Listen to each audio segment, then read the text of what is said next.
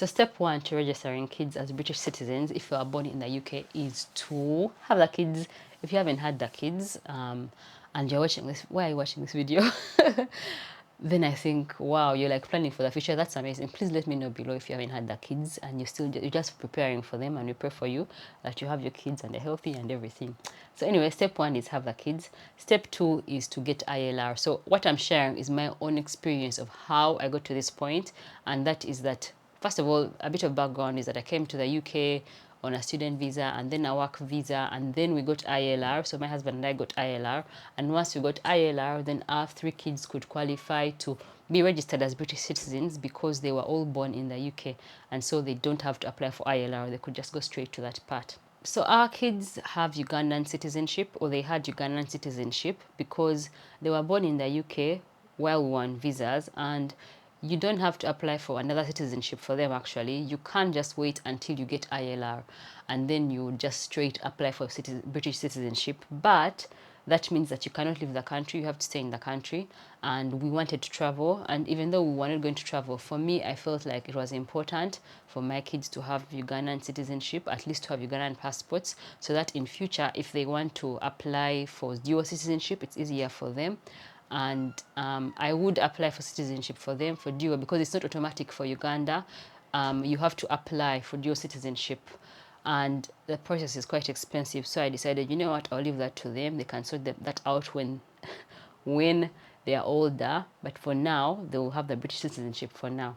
So anyway, you've got your ILR, and then you now apply for British citizenship. So this requires filling in a form called the Form mn1.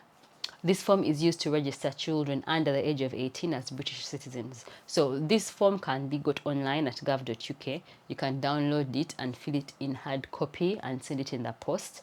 Or you can just fill in online like you would for a regular visa. So that's what we did. We just filled in the online form.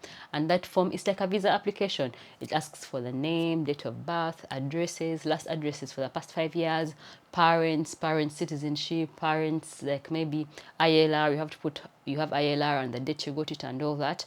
If they've got any convictions, any like the equality and diversity bits that they are required, just a regular application form. Now our kids are all under the age of 10, so it was really pretty straightforward and quick. However, if your children are, or if your child is above the age of 10, then they also have to fill in an additional part, which is that they have to fill in that they are of good character. So there they need information from their school or college and address and I think a contact. So they have to show that they have good character, which I don't know the details of that because I didn't have to do that, but I guess beware of that and maybe tell your kids and warn them that they should be of good character and not get into too much trouble, because this is when you can end up, I think this is when they will reject you. Or if you have like convictions, because some people can have convictions even if they're under 18. A big part of the application form that's not there as part of visa is referees and identity. So there's a section called referees and identity. So for each application, for each child, you need 2 referees, one of whom must be a British citizen and one of whom ideally should be someone who has known the children in a professional capacity, like a health visitor, maybe a reverend at your church, or the imam at your mosque, or like maybe a nursery teacher, preschool teacher, yeah, any of those people who have known them in a professional capacity. I imagine even a dentist. Like there's a list, and there's a list of professionals that are accepted. So the challenge in getting this referee, so this was the biggest challenge that we faced, and that was in getting a professional referee. Reason being, people are happy to be a referee because they've known you in a professional capacity, like a minister of religion or like a social worker or anyone you've known in a professional capacity. The problem is that the form asks you for the person's name, work address, which is fine, email address, but then they want their date of birth, they want their passport number if they are British citizen. So that information is very hard to get from people, and I failed to get that. We failed to get anyone who was willing to do that, and I understand, because even I myself, I cannot imagine a patient asking me to fill such a form and then they need my date of birth, my passport number, like my address. Like, it seems a bit unnecessary and excessive. So I feel like this it was too much. So anyway, in the end, we didn't get anyone who could do that, who is a professional person. So what we did is that we just used two friends that we knew who were both professional people, who were both above the age of 25, and one of them is a British citizen. So thank you so much, our friends, for doing that.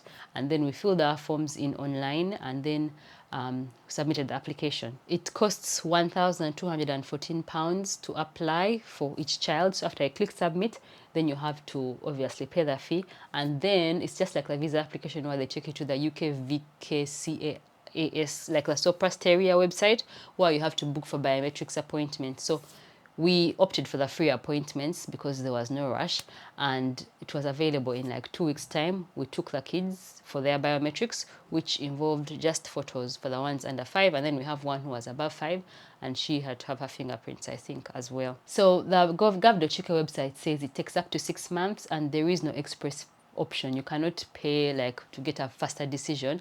However, most people are getting decisions in about 3 months time. There's a group called Naturalization on Facebook, of which to join that group you must first of all be in the group called ILR, or indefinite leave to remain UK, in brackets ILR. Once you're in that group, and for you to be added to the naturalization group, you have to post your own dates, because I think they're trying to collect data to see what times are people getting results back. So you post your details when you come up, that maybe I've got my results in this. Sorry, I've got my ILR decision on this date, I applied on this date, biometrics on this date, and then please can I be added to the naturalization group? And then you're then added to the naturalization group, you go put a request, and so in that group you'll find a lot of people who are in the process, and most people it's about 3 months, which was similar for us as well. We went for our biometrics on the 23rd of Jan, and we got a decision on the 21st of April. So the first thing that happens was that they sent us citizenship certificates for all the kids right away. Like, we didn't get an email. So first you get the citizenship certificate in the post directly, and then we got an email saying your application has been approved, which is kind of the other way around from when you're applying for visas, where you get the BRP after you've got the email. So that's what happened. We got the certificates for each child, and that's it. That's the end of the process, really. If your child is above 18, or if they happen to turn 18 throughout this process, then they have to attend a citizenship ceremony, which you have to book, and they'll send you a link and things to do that. So I haven't been through that, so I don't know the details. But that is it really for them. And then after that, we now applied for British passports. So passport application is pretty straightforward. It's also at gov.uk. You go to gov.uk, fill in the form, applying, and on what basis are you applying as a citizen. Then they'll ask you for your British citizenship certificate, which you have to send in the post.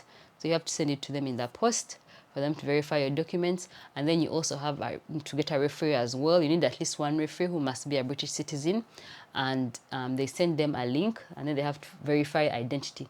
So you have to fill in a form for referee, which has the picture of the person, and then the gov.uk people ask for that form. You upload it, and then they will send your referee a link, who has to, I think, accept and see, and say maybe, yes, this is that person, I know them. And then when that's approved, then your application goes through. So that process takes only about 3 weeks. In fact, it was so quick. They say it takes 3 weeks, but for us it was like maybe in 1.5 weeks we'd got the passports even in the post. Although there is an option to pay for a faster application. So there's an express application, which is, so it costs £57.50 to apply for a passport. But if you want to get it faster in less than 1 week's time, then it's £135. If you're an adult, so for us we're applying for kids, if you're an adult, you can actually apply to get it in I think 2 working days, and that's even more money, which I don't remember how much it was because I didn't get that, but please check the gov.uk website. And that's it really. So then you have your passports, and then when we next traveled out of the country, they had British passports, and so actually we had gone to Dubai, and we still needed visas, so we had to go through the visa struggle. But luckily it was just me and my husband. We just went through the visa struggle, and then the kids, for them on arrival, they give them the visa for free as soon as they come in their passports. So it was really, really, like, you just see the difference. You see the passport privilege. And then also when we came back this time around, usually there's 2 lines. There is UK, EU passports and other. And normally we're in other, and the line takes so long. This time around, we went to the UK passports, even though we don't have British passports, but the kids do. And the line was so much quicker. And before you knew it, you're on the other side. And yeah, they treat you like, they don't treat you like any regular person. Like my husband would say, the treat you with some respect, eh? Then you come in, they're telling you to welcome back home, yeah. And then we crossed over. So that was really nice. So those are some of the advantages of having a British passport for them. And if I do get one, I feel like personally I would still keep my Ugandan passport because I feel like it's important for me to have dual citizenship. But anyway, that's a topic for another video, and I hope you found this helpful. And if you have any questions, let me know in the comments below. If you like this video, give it a like. And if you haven't got ILR and want to know the process of applying for ILR, which is what I have gone through for myself, then watch this video here in which I explain all the steps that you have to follow.